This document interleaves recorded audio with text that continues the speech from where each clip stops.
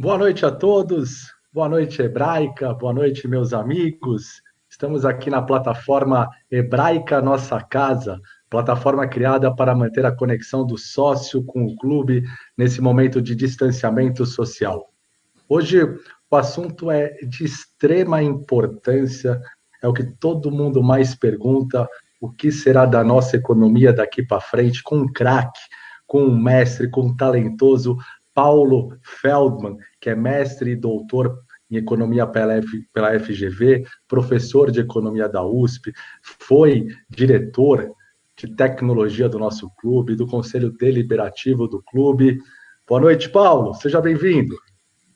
Boa noite, Fábio, muito obrigado pela apresentação. Quero agradecer a você e à diretoria do clube pelo convite que me fizeram.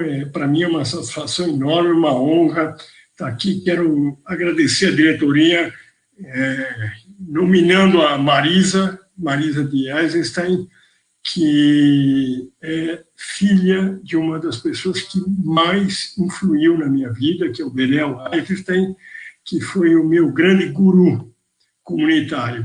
Estou muito satisfeito por estar aqui hoje sob a diretoria da Marisa.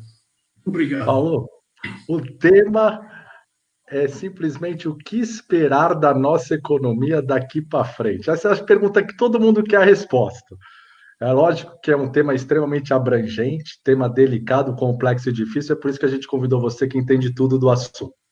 Daqui para frente, a gente sabe que vai ter que continuar convivendo de alguma maneira com o Covid-19, com a pandemia e com as dificuldades e os reflexos que isso trouxe para a economia.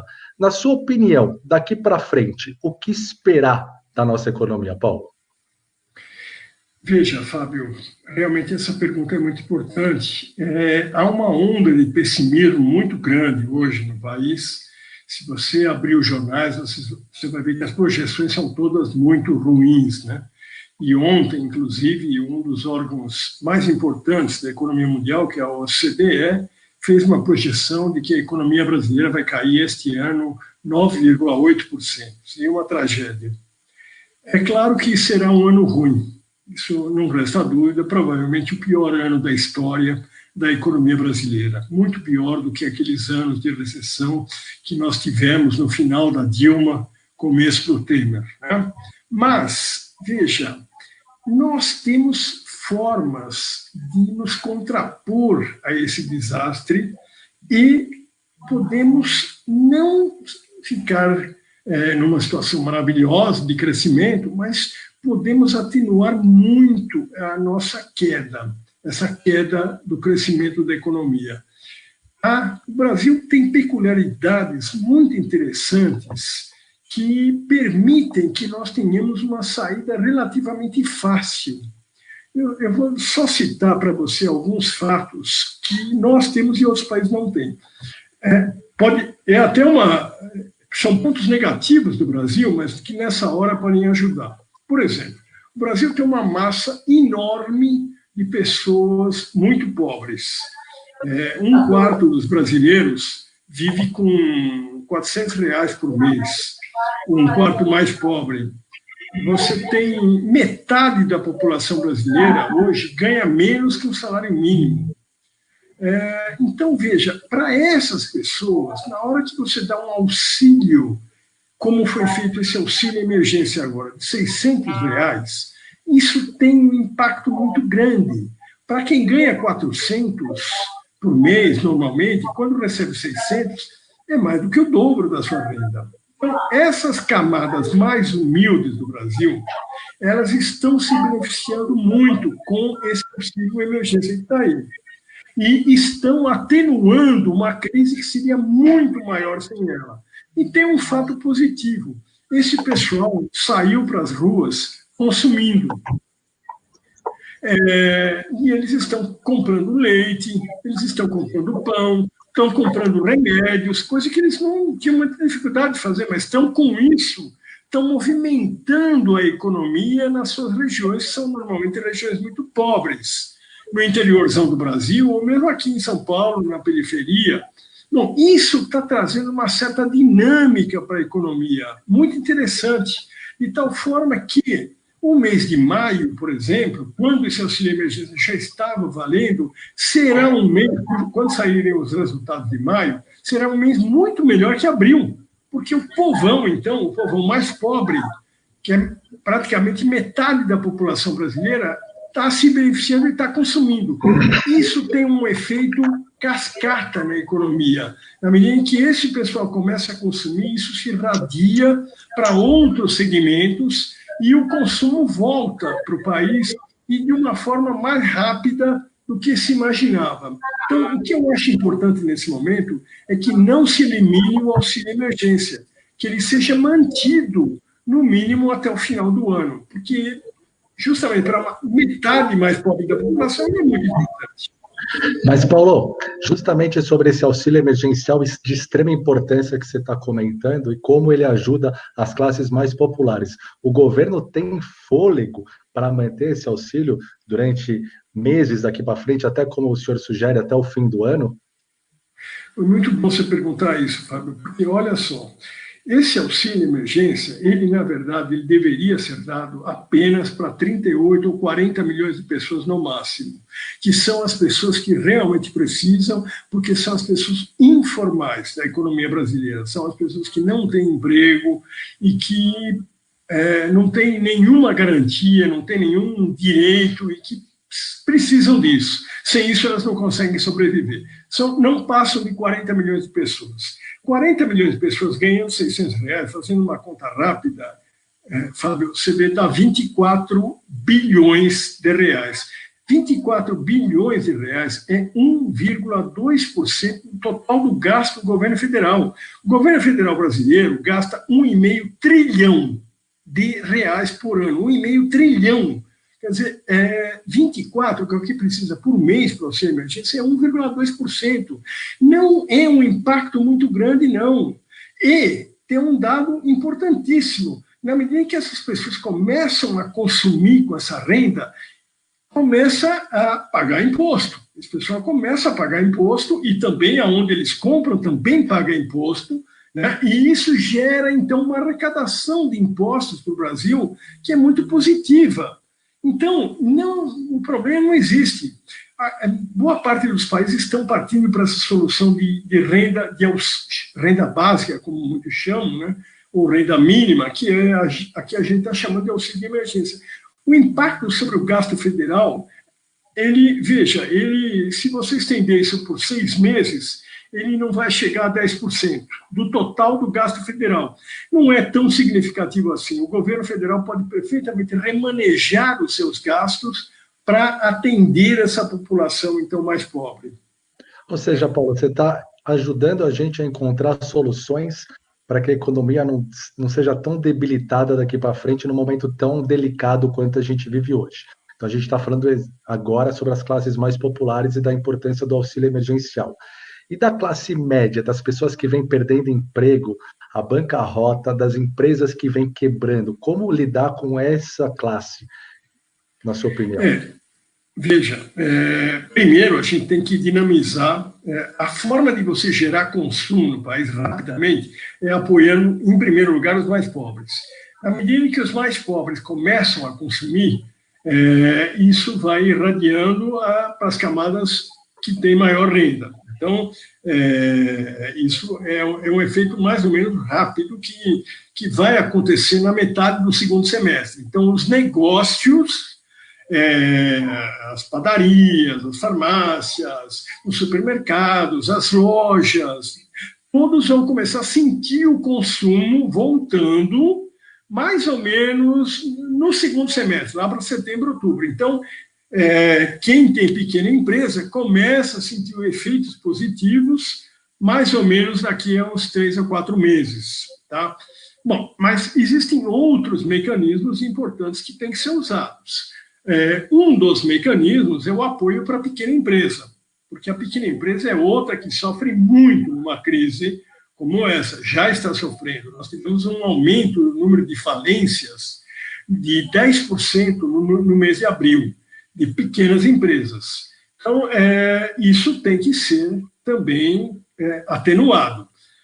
O governo lançou um programa para as pequenas empresas que na primeira versão não deu certo.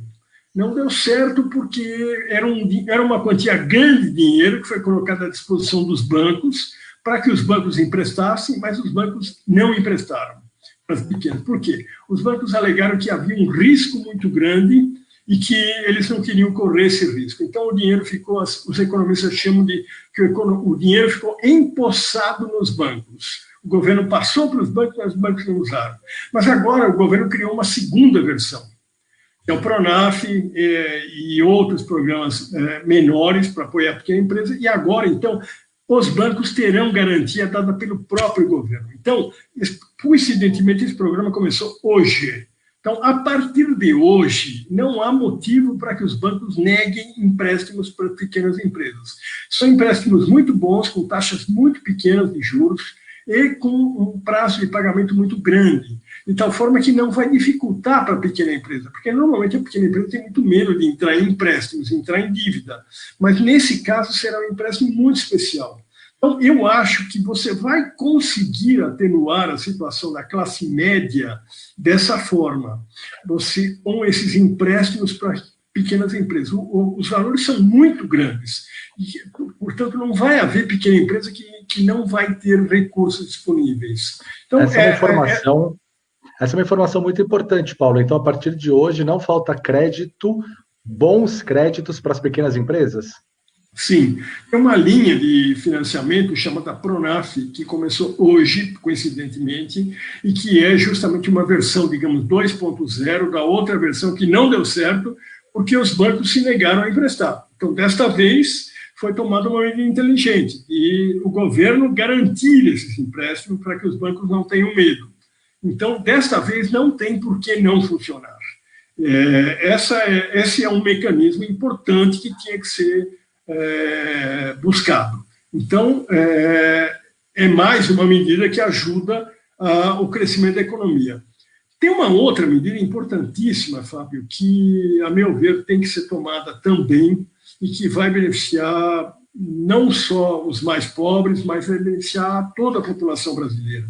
Veja, eu gosto de fazer a comparação com países mais desenvolvidos, porque lá essa solução é impossível.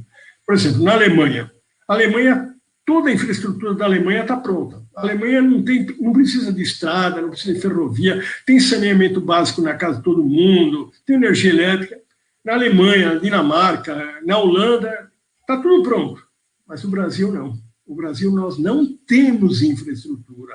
Temos uma deficiência muito grande. Quando se fala do custo do Brasil, que é muito alto, é porque a nossa infraestrutura é muito ruim. O transporte no Brasil é muito ruim. A energia elétrica é muito ruim. Então, o que nós temos que fazer agora? Consertar tudo isso. Então, grandes obras de infraestrutura. Por que elas são importantes? Porque elas geram emprego.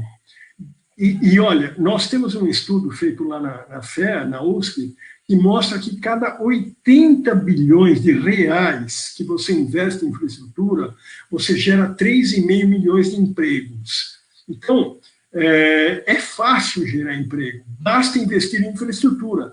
E tem um detalhe importantíssimo agora.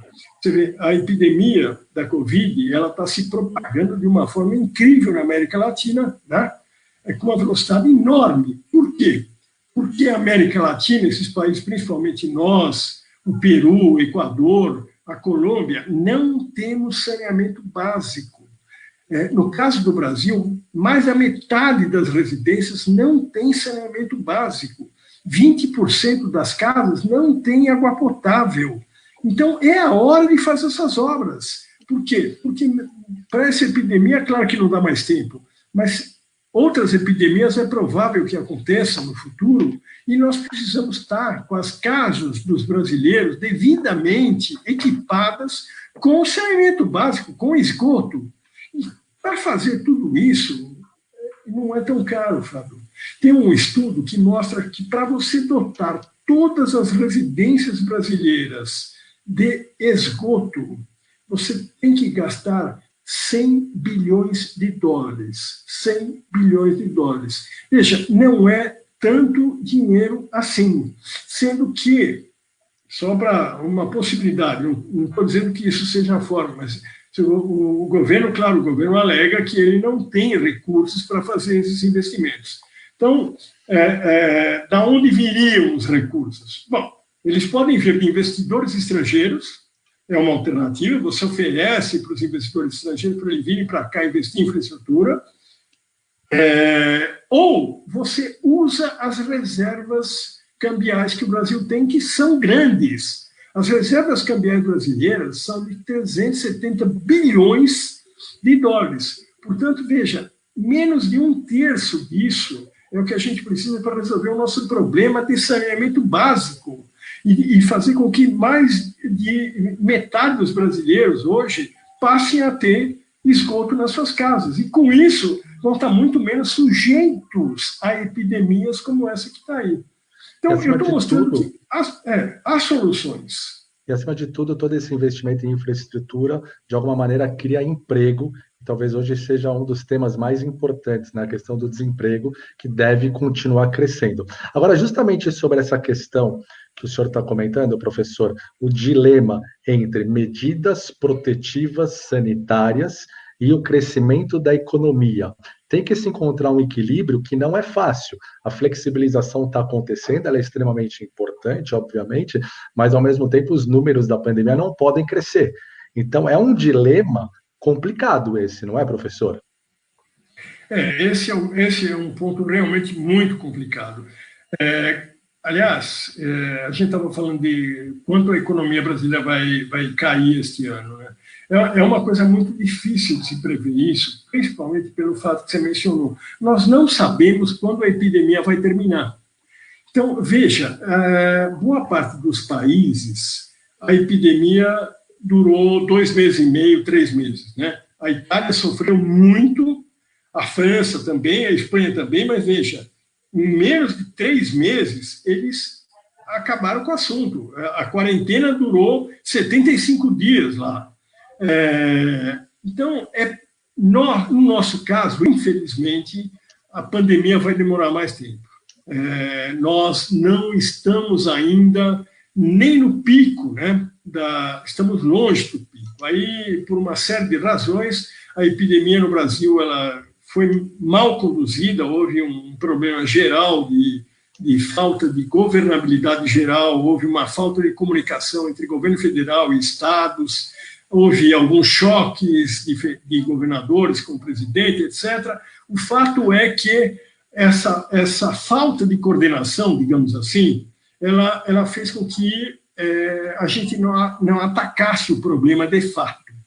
E isso, então, faz com que a pandemia no nosso país demore mais tempo. Você vê, tem especialistas aí falando que a epidemia no Brasil, a quarentena, ela vai no mínimo até o final de agosto e provavelmente até setembro, né? Eu acabei de receber hoje um comunicado da USP de que no segundo semestre as aulas todas vão continuar sendo como estão hoje, à distância, online. Então, não se prevê a volta das aulas presenciais nem no segundo semestre. Isso é um problema sério para nós. Se a epidemia demorar muito, realmente aí é um problema sério para a economia. A gente precisa fazer com que as coisas voltem ao normal logo, mas o primeiro é vencer a epidemia. Esse é o ponto que nós deveríamos focar toda a nossa atenção nesse momento. A gente tem muitos pontos a serem vencidos, né? Obviamente, vencer a pandemia talvez seja um dos principais, e vencendo ela, a gente consegue ter uma escala novamente em todas as outras áreas, mesmo na área de educação, de ensino, que o senhor comentou agora. Agora, para combater o desemprego, professor, como gerar empregos numa época tão difícil como essa de pandemia, além dos investimentos em infraestrutura que o senhor já comentou? Olha, os investimentos em infraestrutura são, de longe, os melhores mecanismos, né? Eu gosto de lembrar que a China, todo mundo fala do milagre chinês, né? Que realmente a China é um milagre, porque virou a segunda potência mundial num prazo de pouco mais de 25 anos. Mas justamente a China começou investindo em infraestrutura. Então, isso é fundamental num país com as nossas características. Mas, tirando a questão da infraestrutura, a segunda forma mais importante de você gerar emprego rapidamente é a pequena empresa. é apoiando a pequena empresa. Então, mas esses empréstimos que agora parece que começam a se efetivar, né, eles são importantes, mas para manter a sobrevivência da pequena empresa, para que ela não morra, para que ela não vá à falência, ela não quebre. Mas é necessário, para que a pequena empresa possa ser realmente uma grande geradora de emprego, há necessidade de algumas outras medidas que o nosso país não tem. São as políticas públicas de apoio à pequena empresa que faltam no Brasil. Eu vou te dar alguns exemplos importantíssimos. Por exemplo, a gente no Brasil, quando pega as exportações brasileiras, a gente vê que a pequena empresa é responsável por apenas 1% total das exportações brasileiras. Aí quando a gente vai ver a Itália, a gente vê que a Itália, 43% das exportações italianas saem da pequena empresa. Como que pode? O Brasil é 1%, a Itália é 43%. O que tem diferente na Itália? São políticas públicas de apoio à pequena empresa. Por exemplo, consórcio.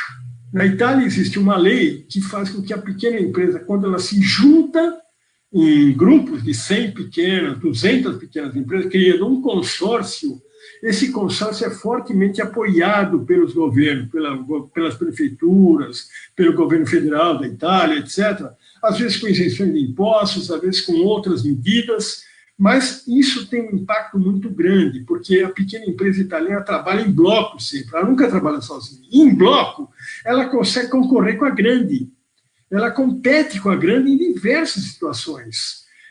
Isso é uma coisa muito comum na Itália, é muito comum na Alemanha, consórcios de pequenas empresas. Veja, no Brasil nós não temos nada disso, nós não temos uma legislação que permita a união de pequenas empresas. Né? Vou te dar um outro exemplo importante. Você já deve ter ido para a Itália, Fábio. Se você precisou ir numa farmácia, espero que não, mas se você foi numa farmácia, você entrou numa farmácia que era de um farmacêutico, que o dono provavelmente estava lá. Porque a farmácia italiana, obrigatoriamente, ela tem que ser uma pequena empresa e ela não pode fazer parte de cadeias, como nós temos aqui. Justamente para estimular a pequena empresa, que se impediu a formação de cadeias. Então, elas são pequenas e elas concorrem entre si, mas todas pequeninhas. Veja, em Paris, se você foi para Paris, você deve ter notado que não tem supermercado em Paris. Só tem pequenas rotisserias e mercearias pequenas, mas não tem esses supermercados como nós temos aqui em São Paulo, por exemplo. Por quê? Porque se tivesse supermercado em Paris, quebraria toda essa cadeia de mercearias, rotisserias, etc. Então, o governo francês, para proteger a pequena empresa francesa, impediu a grande de atuar nas cidades. E é interessante, porque a maior cadeia de supermercado do mundo é francesa, mas ela não pode atuar dentro de Paris, nem das grandes cidades francesas. É uma medida inteligente do governo francês que protege a pequena empresa. Nós precisamos fazer coisas desse tipo aqui em São Paulo. Por que lá fora eles fazem isso? Porque a pequena empresa é a maior geradora de emprego. Você fez a pergunta, como gerar emprego, né? Mesmo hoje, com toda a dificuldade que a pequena empresa tem, metade dos empregos formais que existem na economia são em pequenas empresas. A pequena empresa é uma forte empregadora. Ela precisa de apoio. E nós, no Brasil, não damos esse apoio necessário, entende? Então, apesar de que hoje o senhor comentou que começa um novo crédito às pequenas empresas, né, professor? Exatamente. É um crédito importante, sem dúvida nenhuma, mas que vai permitir a sobrevivência. Vai permitir que elas sobrevivam a essa fase horrível que nós estamos atravessando, né? Esperamos que seja o mais curta possível. Mas não vai permitir que elas sejam altamente geradoras de emprego. Para que elas passem a gerar emprego para valer, nós temos que ter esse tipo de política pública. E algumas outras que eu posso comentar em outra oportunidade, mas as mais importantes são essas. pelo menos que elas sobrevivam, né? Eu quero abrir esse espaço também, a gente tem dezenas de pessoas que estão assistindo a nossa live, quem quiser encaminhar uma pergunta, quem quiser de alguma maneira participar, pode mandar aqui no chat, que eu vou mediando aqui e vou passando para o professor.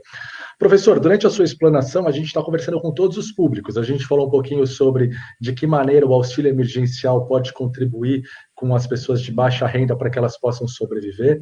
Conversamos sobre de que maneira as pequenas empresas e o crédito possam fazer também essas empresas sobreviverem. Afinal de contas, o momento é delicado. O que esperar da economia é uma pergunta que a gente não tem uma resposta como uma matemática que 2 mais 2 são 4. Né? Não é tão simples, é complexo.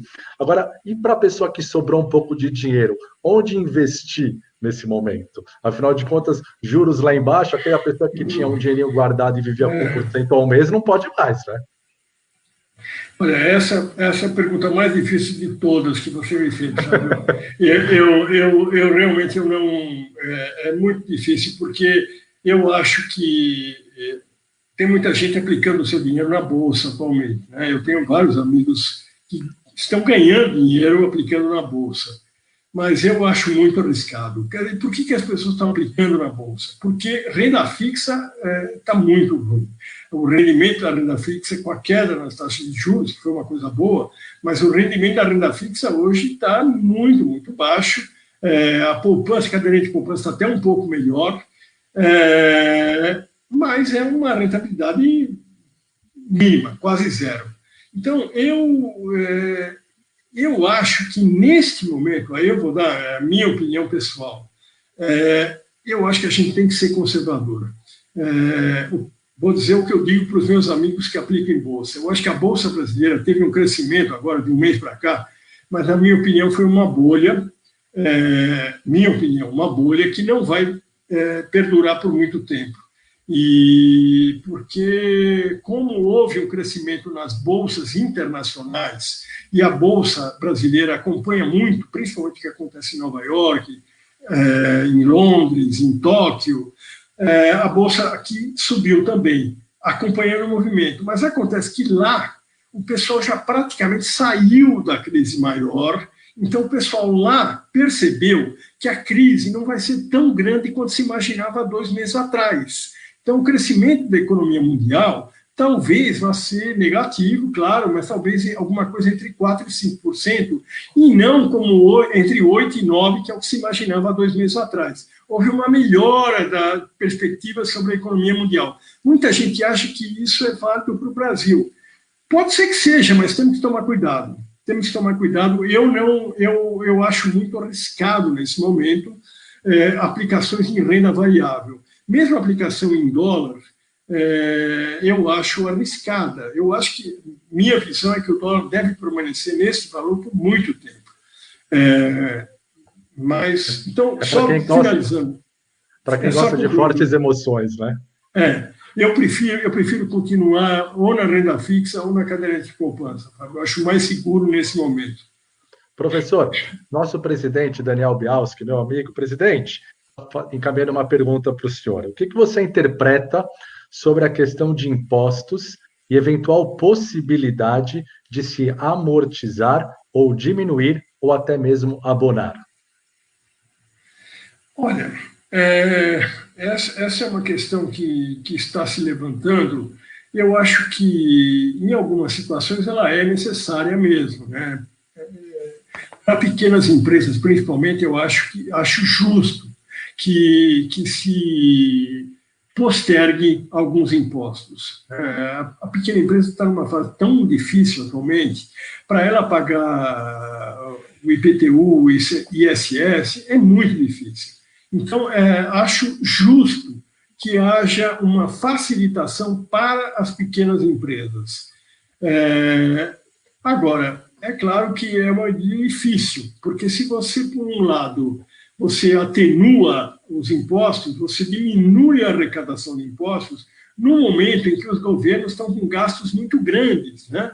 Então, é uma medida muito, muito difícil essa. Eu acho que o Daniel levantou uma questão muito importante, muito controversa, que eu acho delicada e que só deveria ser feita para as pequenas empresas. Agora, veja, aproveitando a oportunidade dessa pergunta, que é muito boa e importante, veja, nós temos aqui que ter uma reforma tributária no Brasil. Isso sim seria importante.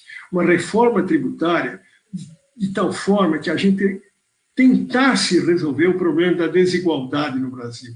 Uma grande característica do Brasil é a desigualdade.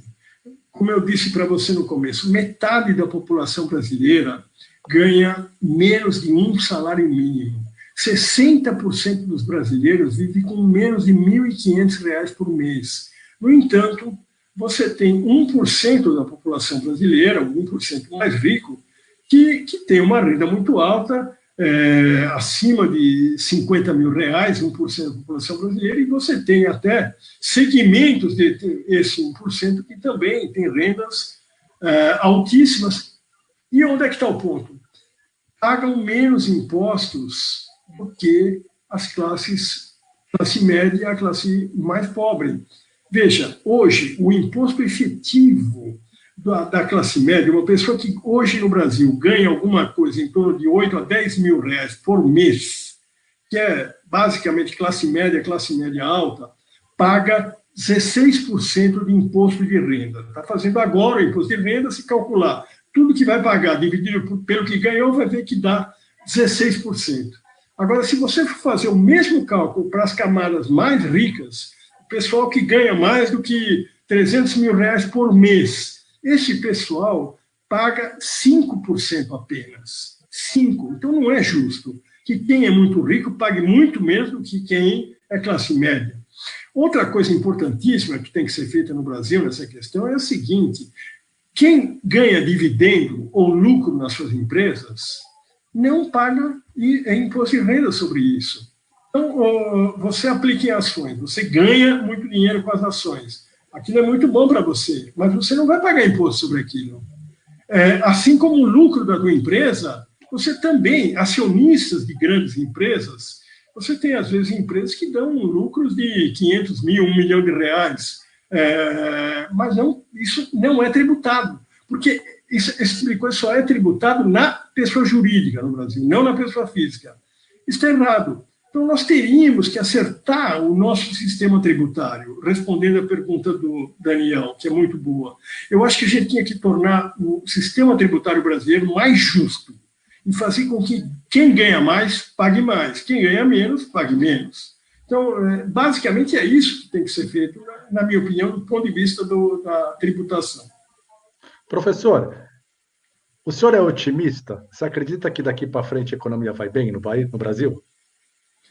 Olha, eu acho que vai ser um ano difícil, claro, mas como eu estava dizendo, o Brasil tem um potencial incrível.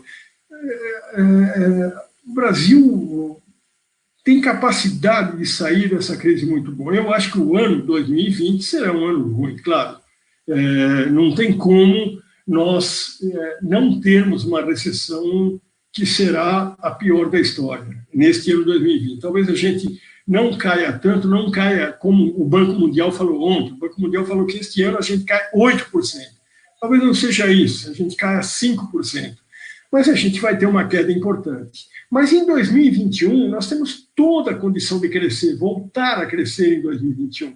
Basta que a gente tome as medidas corretas, que a gente seja inteligente, que a gente use esse nosso potencial imenso de geração de empregos, de poder apoiar as pequenas empresas. Nós temos 8 milhões de pequenas empresas no Brasil que precisam ser apoiadas. Com isso, a gente vai... Então, o Brasil tem... além disso tudo, Fábio, tem uma questão importantíssima que a gente não falou. Agricultura. O Brasil é a segunda maior potência agrícola do mundo. Nós temos condições de, inclusive, passar nos Estados Unidos, se a gente aumentar um pouco a produtividade da agricultura. A agricultura brasileira é o que está levando a economia, por enquanto. Esses meses aqui foram meses horríveis para o país, mas não para a agricultura. A agricultura continuou exportando, e tem um dado importante nessa questão, Fábio, que é o seguinte: o mundo precisa se alimentar. E o Brasil é um grande produtor de alimentos no mundo, nós somos um celeiro de alimentos. Então, a gente tem que ser inteligente na administração da nossa agricultura. O que a gente não pode é cometer alguns equívocos e erros que de vez em quando se cometem. Por exemplo, das nossas exportações, quase 1/3 vai para a China. A China é o nosso maior cliente. E continua sendo. Ela comprou este ano, entre janeiro e abril, a 1/3 parte de tudo que o Brasil exportou. Basicamente produto agrícola, principalmente soja e milho, e carne também. Agora veja, todo mundo sabe que a coisa mais importante que existe é tratar bem o seu cliente, não é?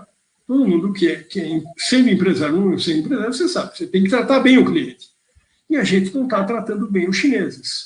Nós temos que dar uma atenção maior para os chineses, não podemos ridicularizar os chineses, nem podemos correr o risco de romper relação diplomática com a China, que a gente quase correu.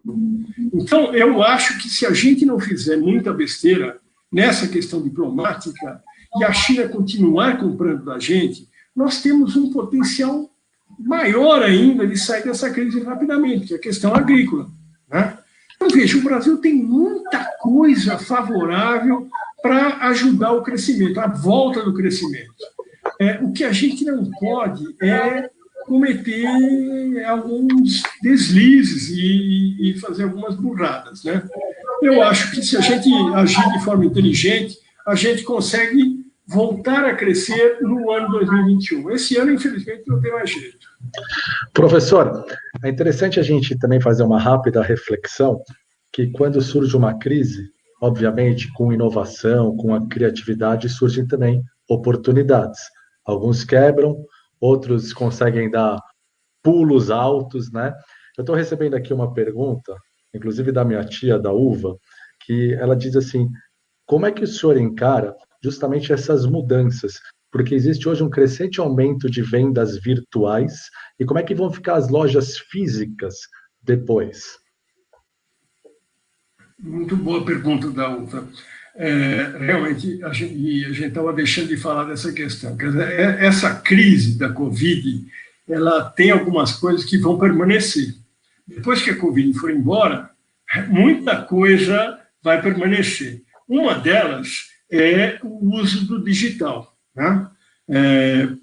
A minha atividade de professor, por exemplo, de ensino superior, isso, pelo visto, vai continuar por muito tempo sendo assim, porque funcionou bem e não precisou de espaço. Quer dizer, tem gente que acha que as faculdades daqui para frente vão vender os seus imóveis porque não vai precisar mais de sala de aula. Pode ser um exagero, não sei.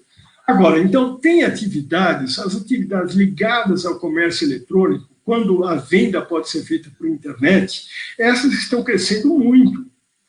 Então, são essas as atividades onde se registra um crescimento maior agora.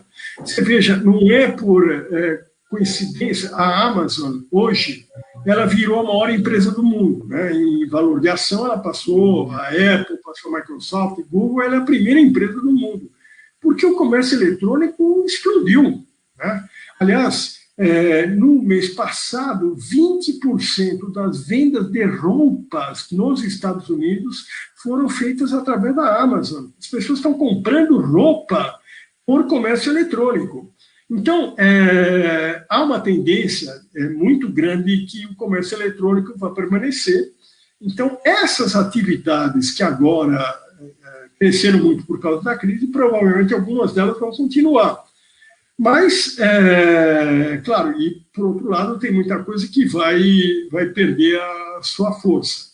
Mas eu acredito que vai haver uma intensificação do uso da automação, sem dúvida. As coisas vão estar sendo cada vez mais digitais, cada vez mais pela internet.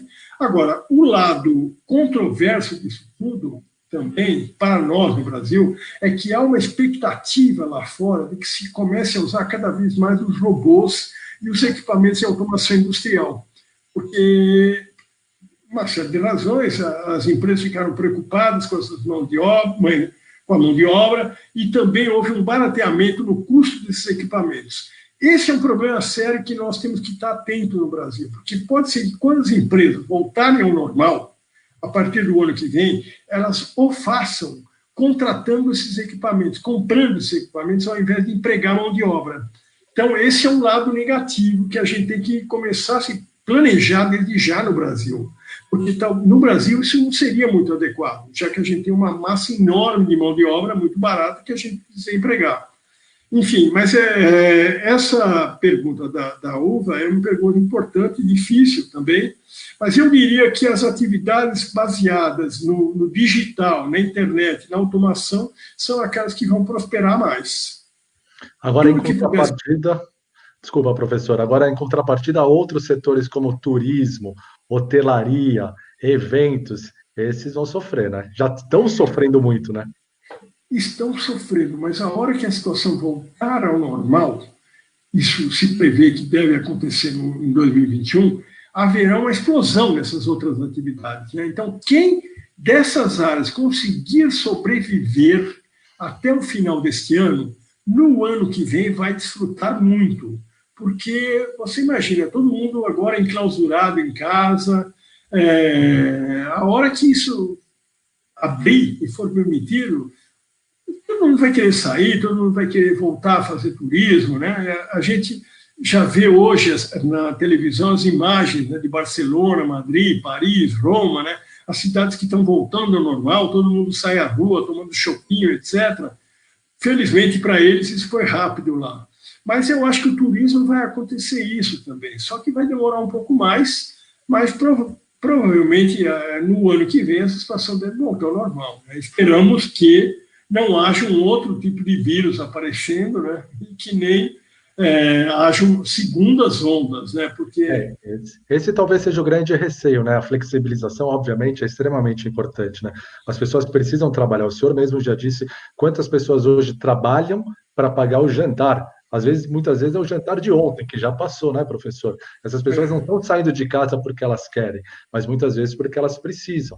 Obviamente, é necessário distanciamento social, medidas protetivas, mas encontrar, talvez, a palavra mais importante, que é o equilíbrio entre como proteger a saúde e, ao mesmo tempo, não parar de uma vez a economia, né?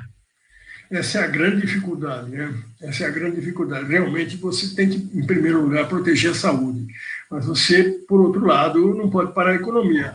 Por isso, essa saída do auxílio emergencial é uma saída inteligente, porque ela faz com que a pessoa, então, não tenha que ficar procurando uma atividade e consiga sobreviver com esse valor.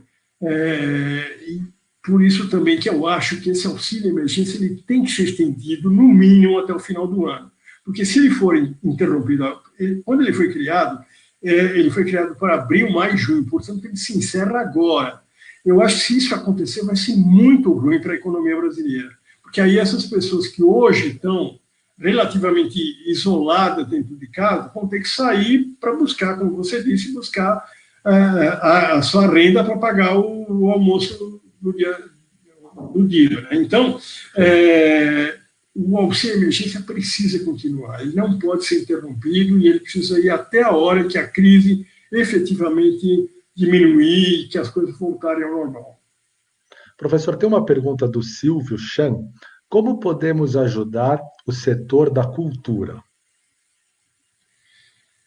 Veja, o setor da cultura é um setor muito difícil no Brasil, ele recebe, tradicionalmente, ele recebe pouca ajuda, né? Apesar de que o Brasil é um país que tem expressões culturais incríveis, né?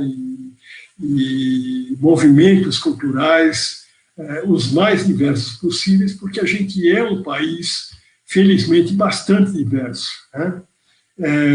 Eu acho que a atividade cultural ela careceria de uma legislação melhor no Brasil, que não existe hoje. Quer dizer, nós tínhamos realmente que criar maiores incentivos para a atividade cultural. Incentivos fiscais, do tipo, no imposto de renda, você destina uma parte do seu imposto de renda para a atividade cultural. Com isso, os governos brasileiros, quando eu falo governo, prefeitura, Estado, governo federal, teriam recursos para investir na cultura. Porque o que acontece no Brasil, na verdade, é o seguinte: os governos todos têm dificuldades financeiras. E quando chega na hora de cortar, a primeira área que é cortada é a área de cultura, né? E acaba não tendo dinheiro para a atividade cultural no Brasil, que é uma coisa lamentável. Eu acho que teríamos que ter um mecanismo de arrecadação que, na minha opinião, poderia ser dessa forma. Através do imposto de renda ou algum outro imposto, uma parte seria destinada obrigatoriamente à cultura. É uma saída, mas realmente a atividade cultural no Brasil deveria ser melhor tratada. A gente sabe que a gente é um país que tem uma riqueza cultural que poucos países possuem, mas ela não é riqueza cultural que eu digo na forma, na diversidade do país, na cultura mesmo, né? Mas a riqueza não em recurso financeiro, aí não existe nada. Então, o que falta é um mecanismo legal para apoiar a atividade cultural. Isso falta. Professor, uma pergunta totalmente hipotética. Amanhã você acorda e você é nomeado ministro da Economia. Quais seriam os seus 2 primeiros atos como ministro? O que você faria? Bom, em primeiro lugar, isso é totalmente hipotético e eu não aceitaria. Uma brincadeira, uma brincadeira. O que é extremamente importante ser feito, na tua opinião? Olha, basicamente é isso que eu comentei com você aqui. Eu acho que um plano. Bom, a primeira coisa é um plano. Plano que não existe no Brasil. Essa pergunta é boa porque me dá a chance de falar algo que eu não falei. Nós somos um país que não tem plano. Qual é o plano do Brasil? Né? Ninguém sabe, não tem plano. O que o Brasil quer daqui a 3 anos? Não existe. Então, a primeira coisa que eu faria seria um plano para o Brasil. Isso em outros países se chama de política industrial. Todo país tem plano. Poucos países, até os Estados Unidos, que é contra a intervenção governamental, mas tem plano. E é necessário o plano. Porque no plano você define o que vai ser prioridade e o que não vai ser. Você define quais os setores que você acha importante. Então, farmacêutica, por exemplo, é importante. Indústria farmacêutica é importante. Ótimo. Então, vamos formar recursos humanos nessa área. Vamos ver de que forma que o país pode contribuir com a indústria farmacêutica. Coisa assim. Mas tem que ser feito um estudo de quais são os pontos positivos do Brasil, quais são as competências do Brasil, oportunidades. É um plano estratégico, é o que toda empresa faz. Toda empresa decente, bem administrada, tem um plano estratégico. O país tem que ter um plano estratégico. Então, se eu fosse ministro, a primeira coisa que eu faria era o plano estratégico do Brasil. Quais são as grandes oportunidades brasileiras, quais são os riscos, quais são os pontos fortes, pontos fracos, e aí vamos definir o plano. O que a gente quer ser quando a gente crescer? Como que nós vamos chegar lá? Tem que ter um plano. Então, eu acho que está faltando isso no Brasil, um plano. Professor, o Mauro Warkman está perguntando se a reforma tributária, na sua opinião, é extremamente necessária para reduzir o custo Brasil. Veja, o custo Brasil é um ponto realmente que tem que ser combatido. A carga tributária no Brasil é muito alta, é 35% do PIB, é uma das mais altas do mundo, então ela tem que ser reduzida. Agora, para ela ser reduzida, eu acho que nós temos que fazer com que haja uma justiça tributária. De tal forma que quem ganha mais, pague mais. Quem ganha menos, pague menos. Então, você não tem que aumentar a carga tributária. Você tem que promover a justiça, porque o problema do Brasil hoje é que quem ganha muito não paga imposto. Então, a pergunta é importante. Eu acho que essa carga tributária é muito alta e ela não pode crescer mais. Agora, vamos promover uma justiça tributária, fazer com que quem tem que pagar, pague mesmo. Outro ponto importante, estão falando de pessoas físicas, mas do ponto de vista das empresas também acontece isso. Porque as pequenas empresas têm uma carga tributária igual à das grandes. Isso não é certo. Você tinha que ter uma carga tributária muito mais baixa para a pequena empresa, tinha que isentar a pequena empresa de diversos impostos e tinha que fazer com que a grande empresa ou continuasse com a mesma carga que ela tem ou aumentasse até um pouco. Agora, então, o importante é promover a justiça tributária. Isso, infelizmente, o Brasil é muito injusto do ponto de vista tributário, porque justamente quem ganha mais, tanto empresas quanto pessoas físicas no Brasil, quem ganha mais paga menos. É o contrário do que tem que ser feito, né? Então, eu acho que a pergunta é relevante. Mas, só complementando, para reduzir o custo do Brasil, o Mauro, né? A pergunta do Mauro está certa, teria que reduzir a carga tributária. Mas, mais importante que isso, é mexer na infraestrutura. Porque o que realmente aumenta o custo do Brasil hoje é a deficiência da nossa infraestrutura. Veja, o transporte no Brasil é feito por caminhão, estrada. Isso não existe mais em lugar nenhum do mundo. Até a Argentina, que é do nosso lado, ela tem o dobro de quilômetros de ferrovia do que o Brasil. A Argentina é 1/3 do Brasil, mas tem o dobro de ferrovias do que nós. Todos os países transportam suas mercadorias por ferrovia, é muito mais barato. Nós não, nós ainda temos caminhão e coisas como essa temos que mudar. E por isso eu acho que, para diminuir o custo do Brasil, a melhor forma é, em primeiro lugar, mexer na infraestrutura. Em segundo lugar, mexer na carga tributária. Agora, professor, tem um outro Mauro, agora é Mauro Bergerman, que levanta a seguinte questão: vamos ter inflação nos próximos 12 meses ou a recessão não vai deixar? Dólar de 5 não é inflacionário? Boa pergunta do Mauro. Veja, nós não teremos inflação. Até seria bom se tivéssemos. Veja, esses últimos 2 meses nós tivemos o contrário da inflação, que é a deflação. É quando os preços caem, né? Nós sentimos muito pouco isso, porque foram 0,5% de queda só nos preços. Mas foi deflação, 2 meses seguidos já. Em vários países do mundo, principalmente no Japão, a deflação está alta, 2% ao mês, o que é muito ruim. Deflação é uma coisa muito ruim, porque o consumidor, quando vê que os preços estão caindo, aí ele para de consumir mesmo, porque ele fala, está caindo, então vai cair mais no mês que vem, eu vou consumir no outro mês. E aí não consome, e aí piora a situação. Então, infelizmente, nós estamos numa fase de deflação no Brasil, porque não há consumo, o consumo está muito baixo, e quando o consumo está baixo, os preços caem. Então, não há risco de volta da inflação. A segunda pergunta, a questão do dólar, não, o valor 5 é um valor praticamente correto para o real. É um valor que deveria permanecer, porque com esse valor fica mais fácil para os exportadores exportarem, porque o produto brasileiro fica mais barato lá fora, com dólar a 5, e fica mais difícil importar.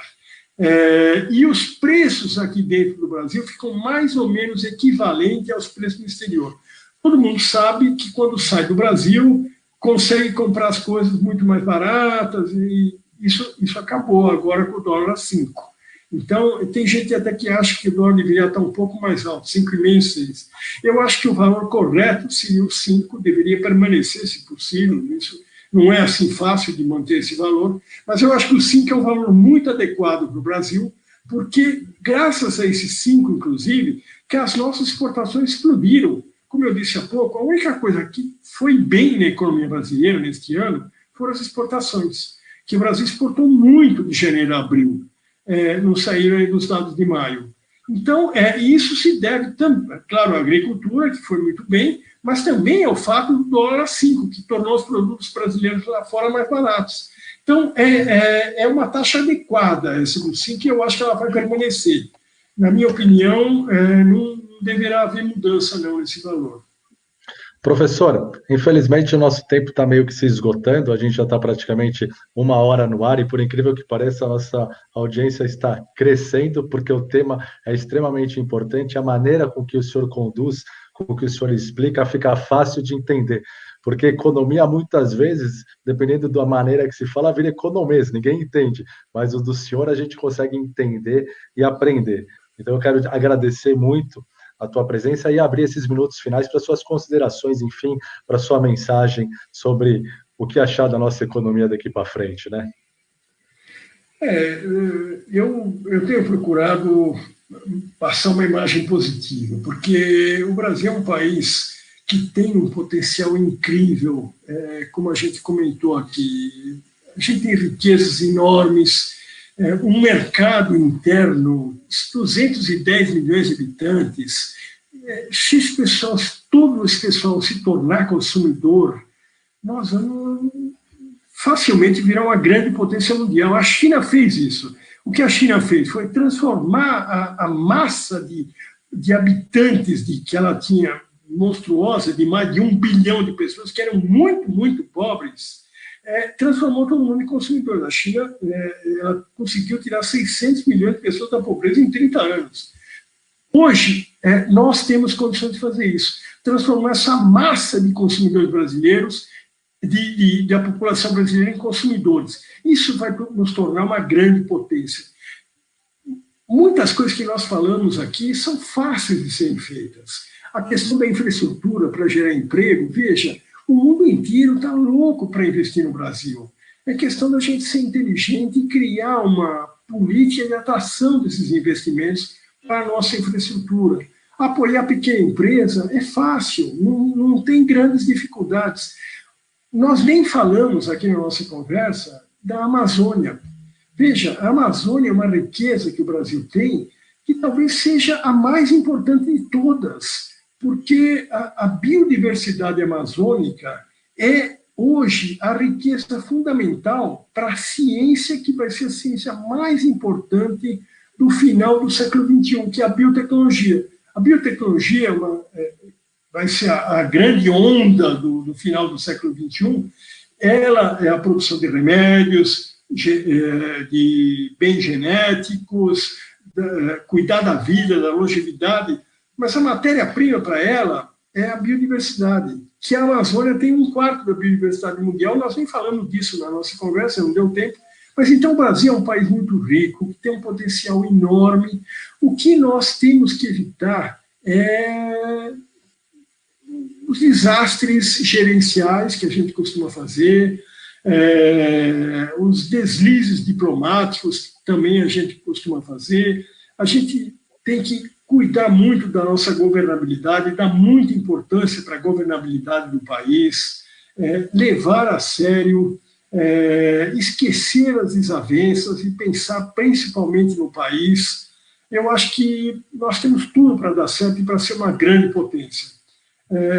Eu sou bastante otimista com o Brasil. Eu acho que a gente tem condições de sair dessa crise agora e entrar numa nova etapa de uma forma muito sólida. Então, eu queria agradecer a oportunidade que vocês me deram. Fiquei muito contente de saber que o presidente da Hebraica, o Daniel, participou aqui da nossa live. Fico muito honrado e tenho um carinho, um amor muito grande pela Hebraica. Como você disse, eu fui conselheiro do clube por mais de 20 anos. E, então, para mim, é uma satisfação enorme ter podido participar aqui e ter entrado em contato dessa forma com boa parte dos nossos associados. Muito obrigado pelo convite, foi muito bom. Professor, nós que agradecemos, realmente foi muito bom. O tema é maravilhoso, a maneira com que o senhor explicou foi melhor ainda. Parabéns, muita sorte, um ótimo ano para o senhor. Quero agradecer também à diretoria do clube. Faço das suas palavras as minhas, professor. Minha realidade também é o otimismo. Eu tenho certeza que a gente vai passar e o Brasil, se Deus quiser, vai continuar crescendo. A gente tem orgulho de viver nesse país e que em breve a gente possa se encontrar na Hebraica, presencialmente, para tomar um cafezinho, para continuar batendo um papo com o senhor, com toda a diretoria do clube, agradecer a Marisa, agradecer ao nosso presidente Daniel, enfim, desejar a todos uma boa noite e que todos fiquem bem, fiquem com saúde, se cuidem, e acima de tudo é o mais importante. Obrigado, professor. Muito obrigado. Boa noite.